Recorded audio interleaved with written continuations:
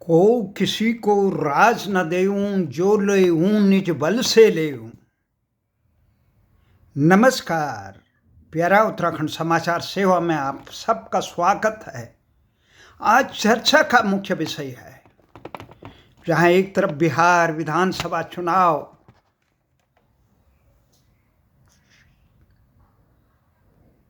की सरगर्मियों से पूरे देश की राजनीति को अपने दामन में समेटे हुए, वहीं तो दूसरी तरफ ट्रंप के अमेरिका के घात प्रतिघातों से पूरे विश्व में शांति अमन चैन संकट में है। वहीं दूसरी तरफ भारत में की राजनीति की तरफ हम देखते हैं कि बिहार के विधानसभा चुनाव के लिए जहां राजनीतिक दल सत्तारूढ़ भारतीय जनता पार्टी का राजग गठबंधन बिहार की आम जनता को, वहां की गरीब महिलाओं को, लाखों महिलाओं को 20 हजारों रुपये दे रहे हैं, लाखों रुपये उनको उत्थान के लिए दे रहे हैं। वहीं वहां मुख्य विपक्षी दल इंडिया गठबंधन, जो एक प्रकार से कांग्रेस और राजद गठबंधन है, वामपंथी दलों का मिला हुआ गठबंधन, उसमें तेजस्वी यादव के नेतृत्व में बिहार में एक संकल्प लिया है कि प्रत्येक उन परिवारों को सरकारी नौकरी, एक एक नौकरी दी जाएगी। ये दीदियों को, जो बहन हैं, जिनको सामाजिक सुरक्षा के तहत राजग गठबंधन ने 10,000 की पहली किस्त दी है चुनाव के लिए, और लाख रुपये देने के लिए 2 लाख रुपये देने का आश्वासन दिया है। उन महीनों के लिए 30,000 की सरकारी नौकरी का ऐलान कर दिया है, सरकारी नौकरी के समकक्ष। यही नहीं, पंचायती जनप्रतिनिधियों को भी भत्ता डबल मिल जाएगा। पेंशन की भी बात की जा रही है। अस्थायी कर्मचारियों को जो नियुक्त की गई है, उनको भी स्थायी नौकरियां दी जाएगी। और यही नहीं कि 200 यूनिट तक मुफ्त बिजली भी दी जाएगी। मैं ये देख रहा हूं, महाराष्ट्र में, देश के सबसे समृद्ध राज्य महाराष्ट्र में भी चुनाव जीतने के लिए भी भारतीय जनता पार्टी गठबंधन ने इसी प्रकार का ऐलान किया था। दिल्ली के चुनाव में भी एक सीमा तक मुफ्त बिजली, हिमाचल में, हरियाणा में, अब बिहार में। पर दूसरी तरफ हम देख रहे हैं उत्तराखंड में, जहां बिजली का उत्पादन होता है, जहां के सैकड़ों बांध बनाए गए हैं, जमीनें लोगों को विस्थापित कर दिया गया है, वहां इस प्रकार की योजनाएं नहीं दी गई है। पेयजल पानी, जो वहां का पर्यावरण बचाने वालों को न पानी में निःशुल्क है, न बिजली निःशुल्क है एक सीमा तक। यही नहीं, उत्तराखंड के लोगों को जो विशेष राज्य का दर्जा के दावेदार हैं, मिला हुआ है, उसकी सुविधाएं भी नहीं मिलती। यही नहीं, उनका जो हक हकूक है, जो उत्तर प्रदेश पुनर्गठन राज्य विधेयक के बाद, बंटवारे के बाद, जो उनके जल विद्युत से लेकर संपत्ति का बंटवारा होना था, उसमें भी उनके हितों पर कुंडली मार के बैठे। आखिर उत्तराखंड में चुनाव तो कई होते हैं। चुनाव के लिए राजनीतिक दल उत्तराखंड के हितों के लिए, हकूकों के लिए आवाज क्यों नहीं उठाते हैं? वहां वालों के लिए बिजली, पानी और ये सुविधाएं क्यों नहीं मिलती है? इसलिए ये बड़ा यक्ष प्रश्न है। इसका एक ही समाधान है, जो अपने हक हकूकों के लिए मौन रहता है, जिस को दंडित करने के बाद भी जो आक्रोशित नहीं होता, जहां स्वाभिमान की बात नहीं होती है,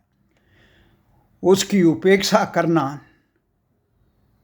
की जाती है। भारतीय जनता पार्टी या सत्तारूढ़ दलों को ये मालूम है कि उत्तराखंड के लोग अंधभक्ति से राष्ट्र के हितों को ध्यान में रखकर राष्ट्रवादी पार्टियों को मतदान करते हैं, इसलिए उनके लिए बारे में सोचना की कोई जरूरी नहीं। कहाँ सोचा जा रहा है? गुजरात के लोगों के बारे में सोचा जा रहा है, दिल्ली के लोगों के बारे में सोचा जा रहा है, पंजाब के लोगों के बारे में सोचा जा रहा है। वहाँ भी बिजली पानी का काफ़ी रियायती दरों पे मिल रहा है। जो समृद्ध है महाराष्ट्र के जगह पर उत्तराखंड से कई समृद्ध है। उत्तराखंड के लिए ये सौतेला व्यवहार क्यों हो रहा है? कोई भी दल मजबूती से उत्तराखंड के साथ कहने वाले, इसका एक ही उत्तर है। इन सब यक्ष प्रश्नों का एक ही उत्तर है। जिस प्रकार से प्रशांत किशोर बिहार के लोगों को जागृत करते हैं कि मोदी जी कह रहे हैं हमने डेटा फ्री काफ़ी रियायती दामों पे कर रखा है, लोग रील बना रहे हैं, कमा रहे हैं और ट्रेनें चला दी है, परंतु उद्योग धंधे, लोगों को, स्थानीय लोगों को रोजगार, कानून व्यवस्था, उनके हक हकूकों की बात नहीं हो रही है। जो गुजरात में होती है वो उत्तराखंड में क्यों नहीं हो रही है? जब आप बिहार की 1% रुपये की जमीन बड़े बड़े अरबपति खरबपति वालों को दे रहे हैं, अपने चहेते को दे रहे हैं, तो वहाँ के गरीब लोगों को, भूमिहीन लोगों को ये क्यों नहीं दे रहे हैं? वहाँ उनको सुविधाएं क्यों नहीं दे रहे हैं? वहाँ के स्कूलों के प्रति, वहाँ के चिकित्सालयों के प्रति, वहाँ के नौकरशाही की उदासीनता के प्रति जागरूक क्यों नहीं है? इसका मूल कारण है जो समाज सोया रहता है, जो अपने स्वाभिमान की रक्षा के लिए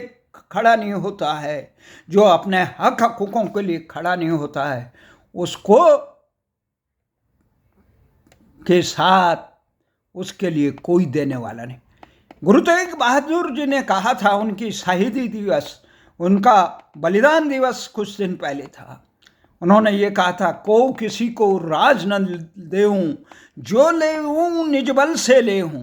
जो समाज, जो व्यक्ति अपने आत्मसम्मान के प्रति उदासीन रहता है, अपने हक हकूकों के लिए प्रति उदासीन रहता है, खास के राज और सम्मान कभी भीख में नहीं मिलते हैं, उनको लड़के लेना पड़ता है। किस प्रकार से, जिस प्रकार से महाराष्ट्र के किसान संगठित होकर लड़ रहे हैं, जिस प्रकार बिहार के लोग इस समय संगठित होकर लड़ रहे हैं अपने हक हकूकों को, वहाँ जागृत करने वाले लोग प्रशांत किशोर से और अन्य हैं जो दिशा दे रहे हैं। अगर उत्तराखंड के लोगों में स्वाभिमान होता तो मुजफ्फरनगर कांड के अभियुक्तों को दंडित न करने वाले राजनीतिक दलों को दंडित करते, उनको हाशिए में देते, उन्हें चुनाव में जनादेश नहीं देते, उनमें अंकिता भंडारी के गुनाहगारों को दंडित न करने के कारण उन पे वो उन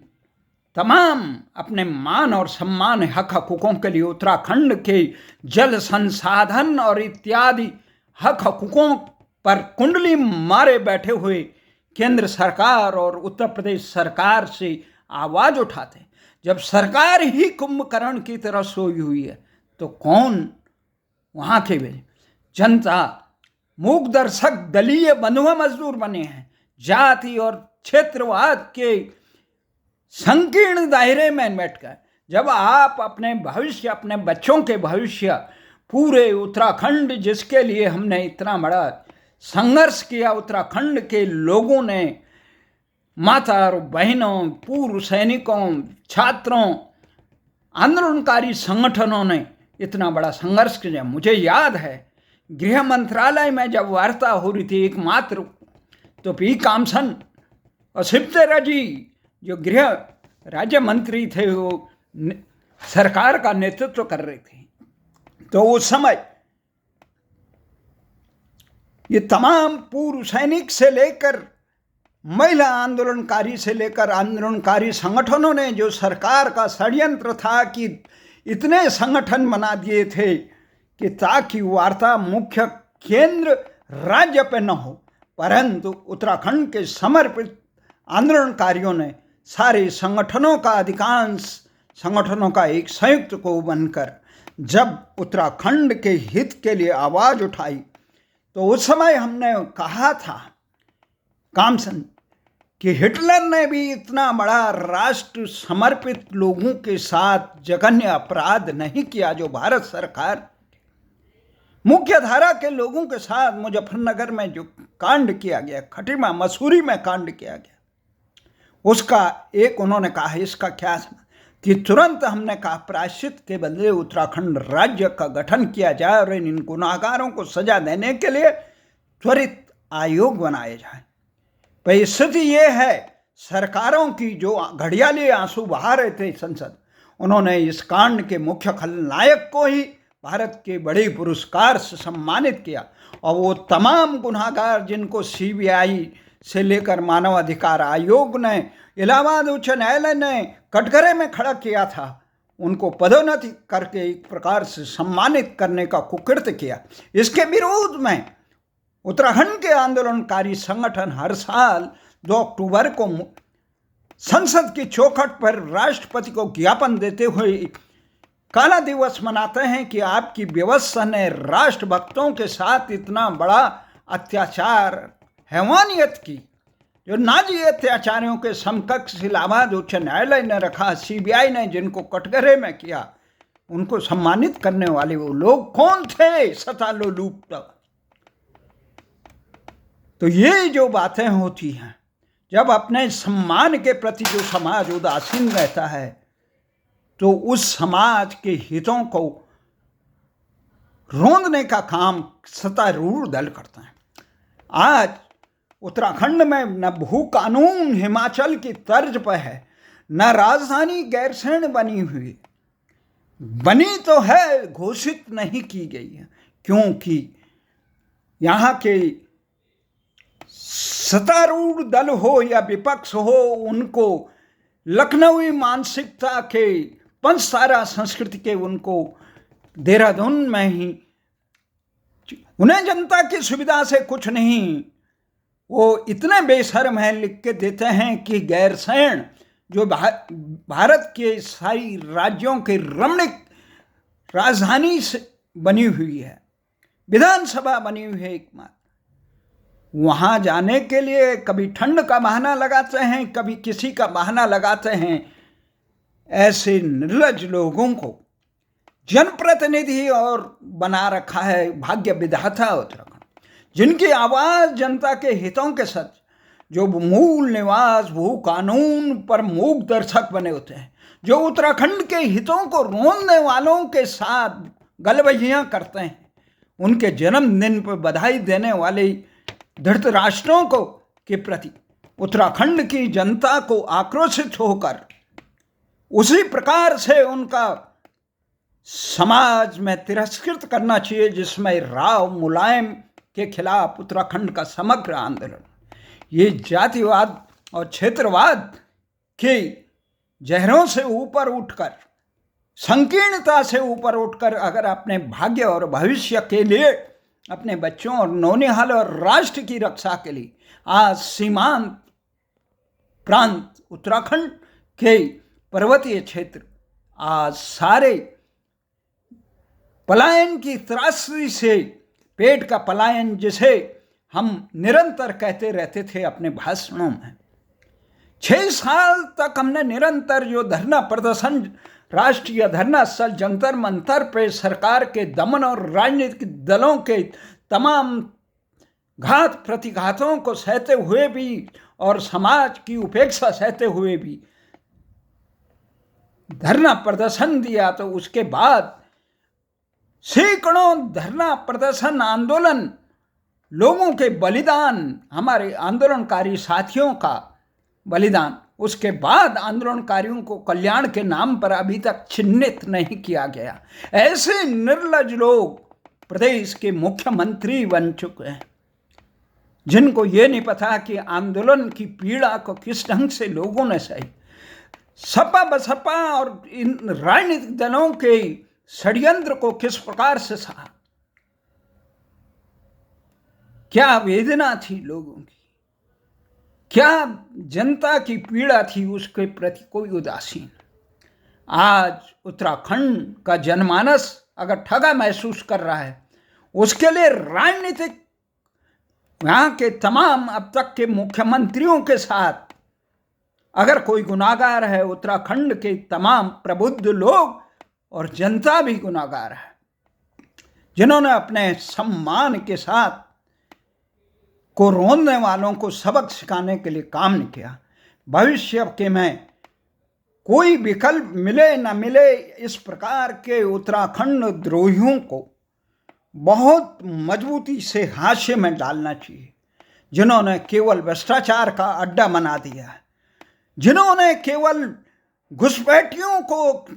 के लिए उत्तराखंड को अभयारण्य बना दिया, वो भी आपराधिक प्रवृत्ति के मनोवृत्ति के घुसपैठियों को,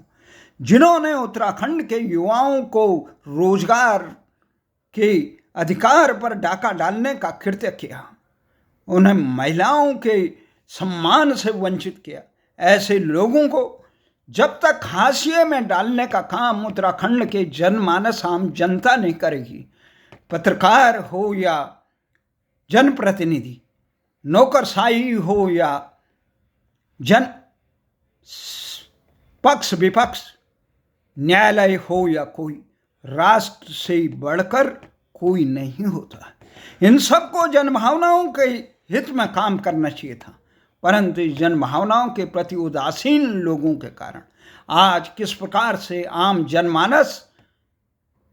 अपने आप को उपेक्षित महसूस कर रहा है। ये यक्ष प्रश्न लोगों को अपने आप से पूछना चाहिए। उत्तराखंड के साथ ये सौतल्य व्यवहार तमाम राजनीतिक नेता क्यों करते हैं, दल क्यों करते हैं? संसद में मुजफ्फरनगर कांड में घड़ियाली आंसू बहाने वाली राजनीतिक पार्टी ने, जो कांग्रेस और मुलायम को उस समय गुनाहगार बता रहे थे, उन्होंने उस घटना के खलनायक को देश का सर्वोच्च प्रमुख पुरस्कार कैसे दिया, उनको संरक्षण कैसे दिया। उत्तराखंड के हितों के प्रति उदासीनता, ये भ्रष्टाचारियों के लिए उत्तराखंड नहीं बना है, ये तमाम दलों को यहाँ के विकास के पैसे की बंदर बांट करने के लिए बना है। ये उन नौकरशाहों को जो अपने कार्यकाल में निकम्बे रहे, जिनके कारण उत्तराखंड पलायन से लेकर शिक्षा, कुछ चिकित्सा आदि रोजगार में उपेक्षित महसूस, उनको फिर सेवानिवृत्ति के बाद यहाँ उच्च पदों पे उत्तराखंड के हकों पर कुंडली मार के मूंग दलने के लिए नहीं बनाया है। इन्हीं आशाओं के साथ जिस दिन उत्तराखंड का आम जनमानस इस प्रश्न को अपने आप से पूछेगा कि हम भी गुनाहगार तो हैं, इनको किसी भी सूरत में उत्तराखंड के वो तमाम राजनीतिक दल जो उत्तराखंड के हित की बात करते हैं, लेकिन सत्ता में आने पर, जनप्रतिनिधि बनने पर केवल अपने स्वार्थों की पूर्ति करते हैं, उत्तराखंड के हितों को पीछे रखते हैं, उन सबको इसका जवाब देना होगा। और ये सोचना होगा जब गंभीरता से, और वो लोग जो भ्रष्टाचारी, जो घुसपैठिए उत्तराखंड में घुसकर उत्तराखंड के भाग्य विधाता बनना चाहते हैं, उन पर अंकुश न लगाने वाले लोग कभी उत्तराखंड के हितैषी नहीं होते हैं। उत्तराखंड के जनप्रतिनिधियों को चाहिए ये राज्य उनकी सत्ता लोलुपता को पूरा करने के लिए नहीं बना, अपितु उत्तराखंड और देश की जनता की खुशहाली के लिए बना। जय हिंद, जय भारत।